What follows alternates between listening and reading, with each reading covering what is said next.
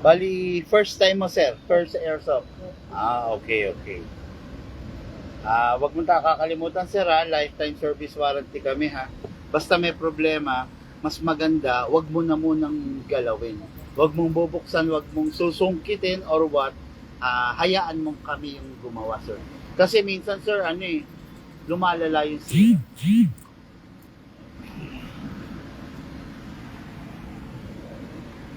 Okay, intro ko lang, sir.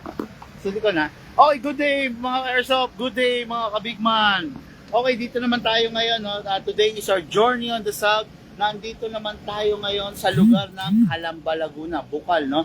Hello po, shout out sa mga team Bukal. No? Yung mga nag-airsoft dito. Hello po sa inyo. Yan. Kanina guys, no, masaya ako ngayon. No? Kasi kanina, natupad na natin yung isa sa pinangakuan natin na bibigyan ng airsoft, okay? Yung isa sa mga pioneer natin na subscriber, nabigyan na natin ng airsoft. Kanina, matyaga siyang inantay tayo sa lugar ng Binyan, no? Nag-deliver kasi kami kanina ng Binyan, Laguna.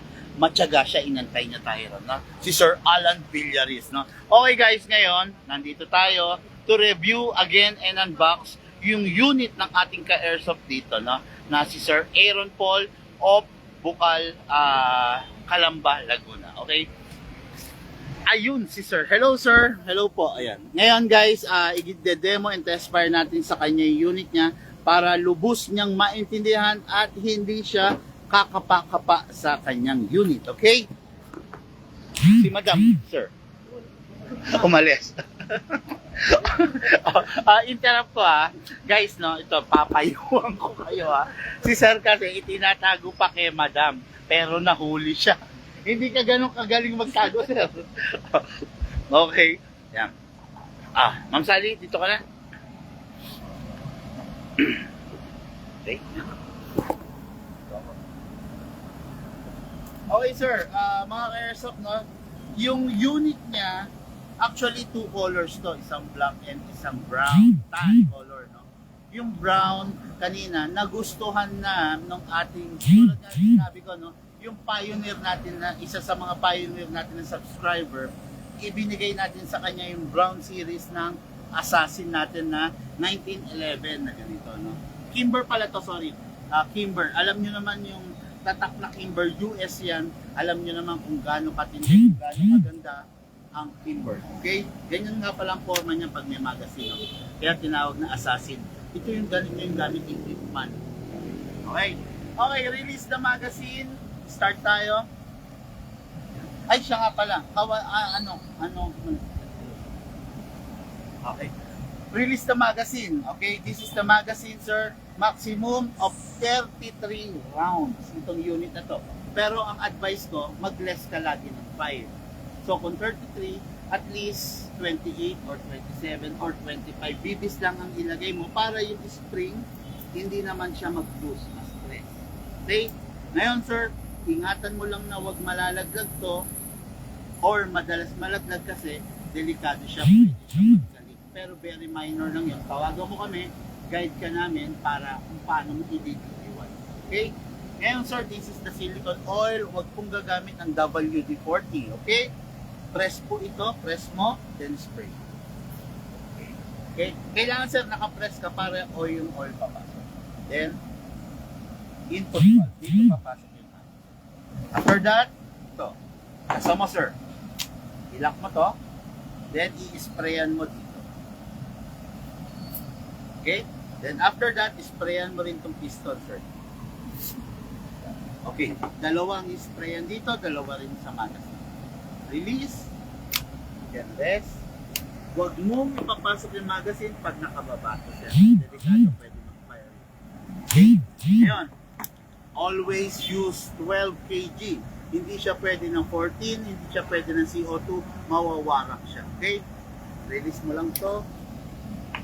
Sa paggagas, palagi pataob. Ngayon, hindi pwede nakapaling kanan or nakapaling kaliwa. Kailangan, sir, diretso.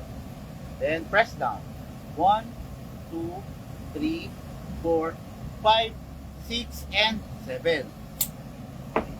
Yan, sir. Ganun ang proper way ng paggagas. Wala dapat sumisimo sa mga kilid-kilid. din. Kasi sir, pwede siyang sayang naman yung gas. Ibig sabihin, hindi pumapasok pag sumisid. Pasok. Malakas ha sir ha. Huwag mong tutulak lang na gano'n kasi hindi naglalak minsan eh. Ayun. Pasok malakas, kasa, ready to fire. The floor is yours. Kahit anong pala, pwedeng fire din dyan. Okay, firing sir.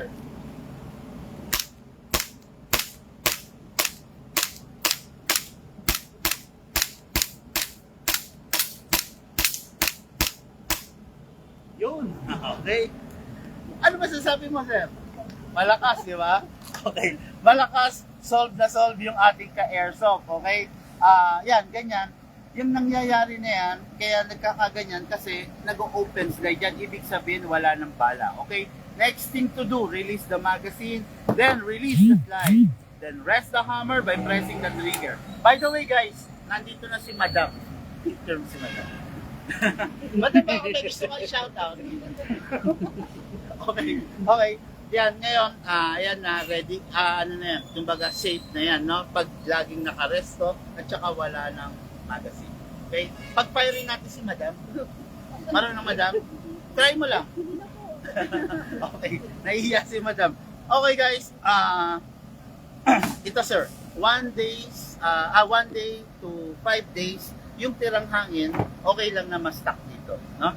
Halimbawa, nag-load ka or naglaro ka ng let's say Saturday or Sunday, di ba? Okay lang yan, kahit hanggang next Friday, okay lang na may hangin. Pero sir, make sure na hindi naman siya tatagal ng let's say more than a week or a month, no? Kasi yung mismong valve niya, yung pressure, hirap rin yung valve to hold the pressure. Kaya kailangan pasingawin mo siya sir, just in case na hindi mo na siya gagamitin. Press mo lang to sir. Wala na yan. Safe lang itabi na pag wala ng gas na laman at saka BTs. Oh, by the way mga airsoft, no? Huwag nyo nga palang binababaran ng DBs yung airsoft nyo, no? Kasi isang paraan rin yun na yung spring maagang masisira, no? Tapos, unit is lifetime service warranty. Pag may problema, kontakin kami, sir. Huwag papabukas sa iba, okay? Tapos, yun lang. Meron ka bang tanong pa, sir? Wala na.